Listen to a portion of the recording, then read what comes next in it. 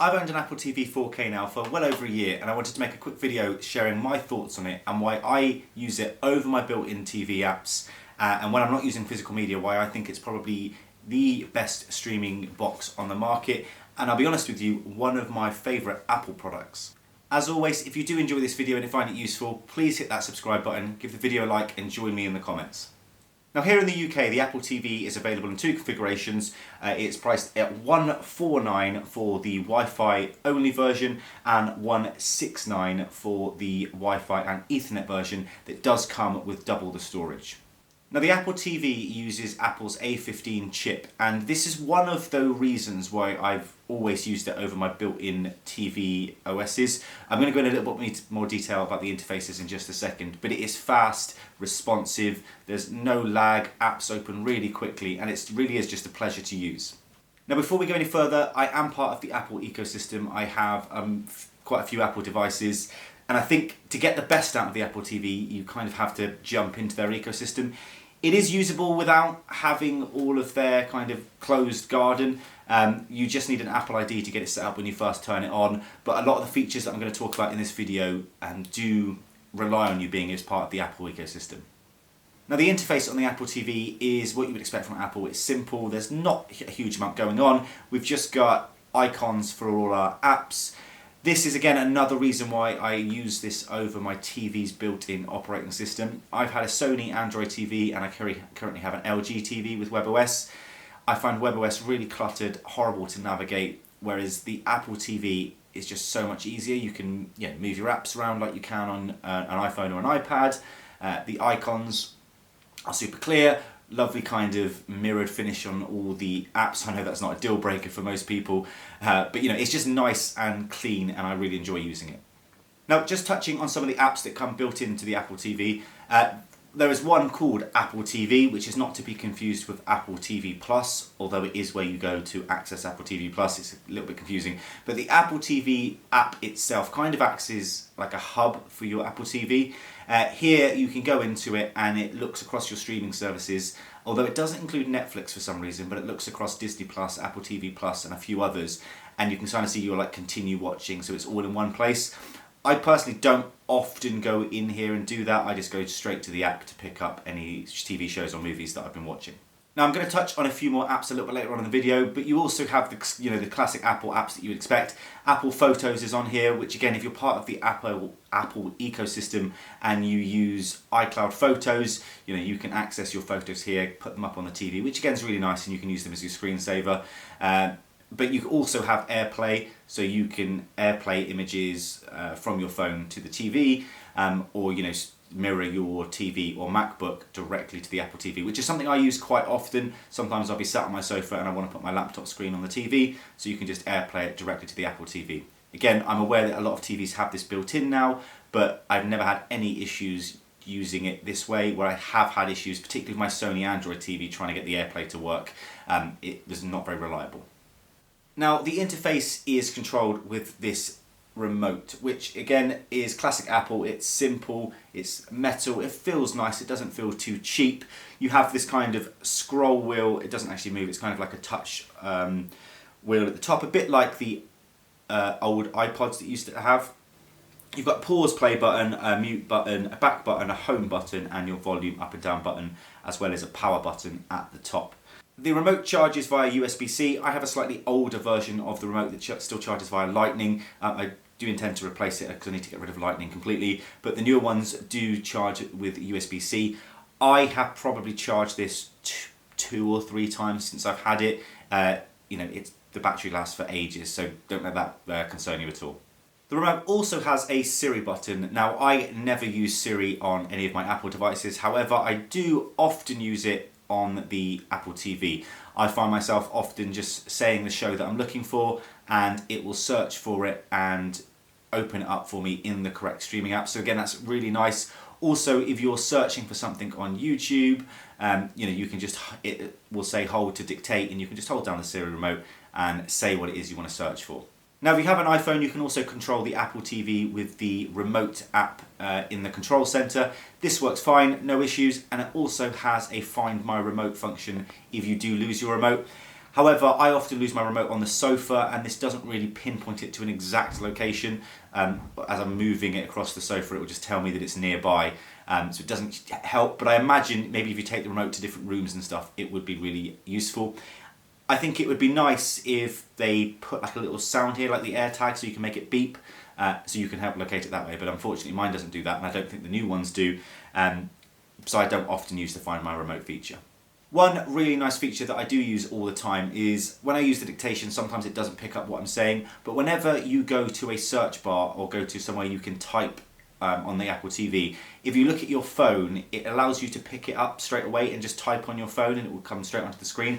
It's super useful. It's something I use all the time. And again, it's just little features like that that always bring me back to using the Apple TV as opposed to the built-in TV OS. Now, when it comes to image quality, which is really important to me, as my channel name suggests, I'm a huge physical media fan. I collect 4K Blu-rays. I like to listen to my music on vinyl. So, a big fan of trying to get the best quality I can. The Apple TV performs fantastically. It's got Dolby Vision and HDR10.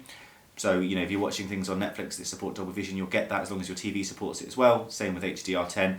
And it looks fantastic. Does it look better than the built-in TV apps?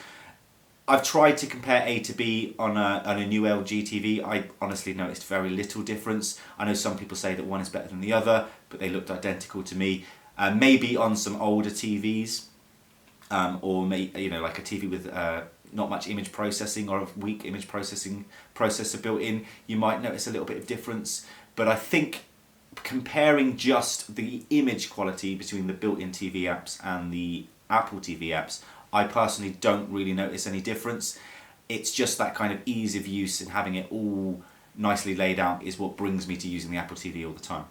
Now, one very useful feature when it comes to image quality is within the settings you can match frame rate and dynamic range, which means your Apple TV will automatically detect the frame rate that the source is showing and match it, so you don't have to go in and fiddle with it. I don't know if many of the TV apps do that for you, particularly trying to get the TV and the apps to work together and things like that, but the Apple TV has that feature, and if you are going to pick one up, I do recommend you turn this on straight away. Now, you can use a simple color calibration setup using an iPhone, which tries to set up your Apple TV to give you the most accurate image possible. It shows you what it looked like before the calibration and after, so it is something to play with. I personally set all of this within my TV settings, but I did use it on the Apple TV and then set the TV settings, so I was happy with my image. Now, as mentioned, I'm a massive physical media fan, so I buy a lot of movies on 4K Blu-ray. However, I have found that Apple TV Plus looks really good out of all the streaming services. Yes, Netflix looks good, Disney Plus looks good, Amazon Prime can look okay, but Apple TV Plus movies and programs just seem to that little bit better, and I think it's they don't compress their videos much, they use a higher bandwidth. Also, I have bought a couple of movies on the iTunes movie store and they look incredible. I bought Black Hawk Down a couple of weeks ago, and honestly, I would struggle to tell the difference between the image quality on the 4K disc and the movie that I'd purchased on the iTunes store. Sound-wise, it does give it away. 4K Blu-rays are always going to sound better with their completely uncompressed audio, but this still did a very good job. Now, when it comes to audio, the Apple TV supports Dolby Atmos as well as all your surround sound setups. So, if you're watching Netflix and it's got 5.1 and you've got a 5.1 setup, you should have no problems. It also supports Apple Spatial Audio, which isn't a gimmick. I've actually found Spatial Audio to work really well.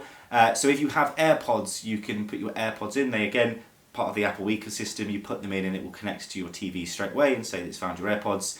And then you've got the spatial audio. I use this some evenings, if everyone's gone to bed and I want to watch a movie and it's really loud. I've got a 5.1 setup in here. I can't have that blasting when everyone's in bed. I sometimes put AirPods in and the spatial audio works really well. Now, if you have Apple Music, the Apple Music app comes built in with the TV. You can also get Spotify, but the cool thing about the Apple Music app is it supports that Dolby Atmos. Some tracks really do sound amazing in Atmos if you've got the right setup. Some tracks I'm not a huge fan of. It also supports lossless audio with Apple Music, which is a really cool feature. It's lossless up to 48 kilohertz. It's not full high-res audio, but again, if you've got the setup, it's a nice feature. Now, some of the other cool little features that I find myself using quite often with the Apple TV. Firstly, FaceTime. If you open up the FaceTime app on your Apple TV, it will connect to your iPhone, and you can use the iPhone's main camera, so you can sort of set it up underneath your TV and then sit on your sofa. It uses center stage, so whoever's speaking it will kind of zoom into. I use this quite often actually, particularly with, I've got kids and we phone grandparents. Everyone can sit on the sofa, grandparents are on the TV, set the phone up, and whoever's speaking it will zoom into. It works really well. It works much better than having someone hold the phone and doing things like that. So if you use FaceTime quite a bit, that's nice to have. Another really useful feature is Siri, what did they say? If you're watching a TV show or a movie and you missed a bit of dialogue, you can just hold the Siri button and say, Siri, what did they say? And it will rewind, I think it's about 15 to 20 seconds, and put the subtitles on. So you can re-watch that bit with subtitles, so you don't miss the dialogue. The subtitles turn off as you continue watching, and then it's just back to normal. Again, really useful feature. I often forget it has it, but as soon as I remember and I miss a bit of dialogue, straight away, Siri, what did they say? And it's a really nice feature. Now, if you're into your fitness and you have an Apple Watch, there is the Apple Fitness app. It is a subscription to Apple Fitness Plus to get the kind of full features here. But if you've got an Apple Watch, it will connect to the Apple TV. There are loads of sort of pre-recorded workouts and yoga sessions and calming sessions that you can watch, and your Apple TV display will appear on the Apple TV, so you can see your heart rate and your calories burnt, etc., and your breathing exercises on the TV as you're doing them, which is really nice. Again, that requires an Apple Watch and a subscription to Apple Fitness Plus. You also have Apple Arcade, which again, if you've got it on your phone, you can access the same games on the TV. I personally don't use this very often. I know you can connect Bluetooth controllers, so you can connect games console controllers to the TV as well, so you don't have to use the remote, which would be quite difficult. Again, I can't really speak much on this because I don't use it that often, but it's cool, particularly if you are a gamer and you like to use Apple Arcade. The Apple TV also has the Home app built in, so you can control all your devices. This probably requires a separate video, but I sometimes use it to turn the heating on or control the lights. Not often. Mainly I use my phone to do those sorts of things, but if you are someone that's really into HomeKit and Apple Home, the app is built into the Apple TV. Another cool little feature is Apple's wallpapers. They look amazing. You can use your photos to cycle through, like any of your portraits and stuff that cycle through, but me personally, I use the built-in Apple ones. They're kind of little videos, really high quality 4K videos that almost are demo level, the kind of thing that you would see displaying in a shop. Again, it's just a nice feature to have, that if you leave your TV for a little bit, the wallpapers will start playing.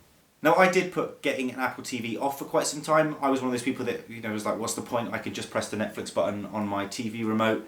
But as I say, I took the plunge and bought one. It does help being part of the Apple ecosystem, but now, honestly, I wouldn't use anything else for my TV streaming. It's just all there. It works really well.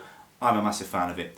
Let me know down in the comments what you think. Do you have an Apple TV? Are you in the same boat as me that it's one of those things that you've bought and now, love? Or are you thinking about getting an Apple TV? Or do you hate the Apple TV and you just want to use the TV apps? Do let me know and I'll join you down in the comments.